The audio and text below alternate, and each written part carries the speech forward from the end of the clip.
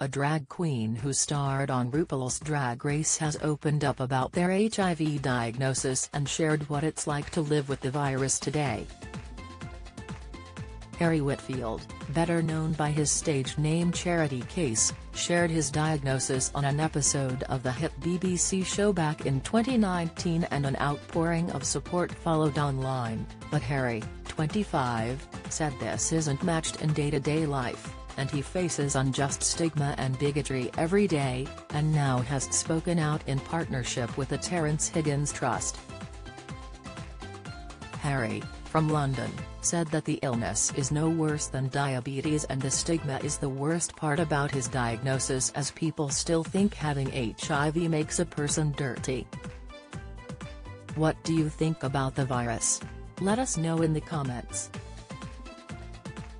Harry said, "The fear-mongering that was used in the AIDS crisis has left a long-term impact.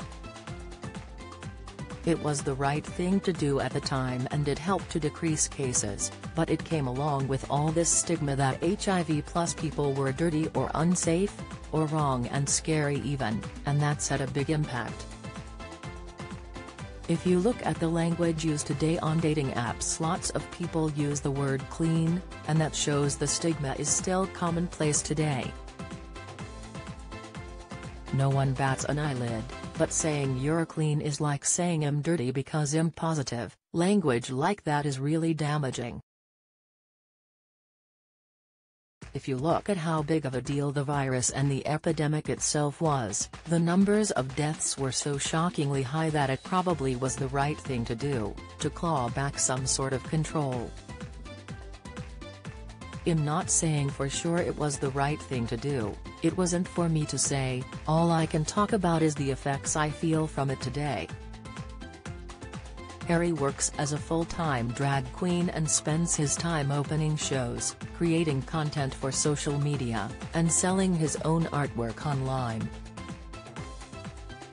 As Charity Kase, he was one of the star competitors on the 2019 series of RuPaul's Drag Race, and won legions of fans when he shared his diagnosis with fellow Queen Kitty Scott-Claus. Harry said that while he was devastated by his diagnosis, the reality wasn't half as bad as he was expecting. Harry continued, "I took the news very badly, I was so upset, that's the reason why it's a problem. That trauma I experienced being diagnosed is thanks to the stigma. I had only seen and heard that gay people get AIDS and it's gross, and that's why I hated myself when I was told I had HIV. I felt disgusting, ashamed and embarrassed. I went and laid in bed for a month and didn't see anyone. I didn't think anyone would want me now because I was damaged, and that's how it felt. That's not just me and my mind, that's how society taught me to feel. I know, and knew as a young child, that I had to be careful because I could catch AIDS because it was scary. I was fearful to have sex. That's very commonplace in the gay world, to be afraid to have sex, because of the AIDS crisis. The reality is it's much safer for people to have sex with me because I live with the virus, because of the medication I have, than to have sex with a stranger on the street." Harry said that he takes one tablet every day and it suppresses the amount of the virus in his body to the level where it is intransmissible, and he suffers no ill health as a result. He added, "I'm still here, I'm happy, I'm living my life, nothing has changed except that I take a tablet every day. I'm more at risk of long-term health complications of course because my immune system is not as strong, but it's the same level as someone living with diabetes. I feel like I live a completely normal life and that it doesn't affect me in any way, except having to take one tablet each night, which is not a big deal at all. There are so many other illnesses and chronic diseases that affect people on a much higher level that are not viewed in a judgmental or bigoted way. The medication that I take suppresses the level of the virus found in my blood and body so it cannot be passed on to somebody, because it's kept at such a low level. That's called being undetectable. There's a lot of fear and stigma around HIV and around people living with it, but the reality is such a minimal thing. We even call it an HIV scare, but that phrase in itself is really damaging because that implies it is something to be afraid of. It's a hard thing to experience because of what we're taught and what it's correlated to for such a long time. If you look at soaps and TV shows, the only times they use an HIV storyline is a punchline or a drama thing. It's never an HIV-positive person living a healthy lifestyle. They're always the brunt of the drama. Harry said that the perception of HIV has to change for the stigma to end, and the first step towards that is improving sex education in schools. He added, "Education is very important. I don't remember learning a thing about gay sex or the HIV crisis in schools at all. I think it should be taught.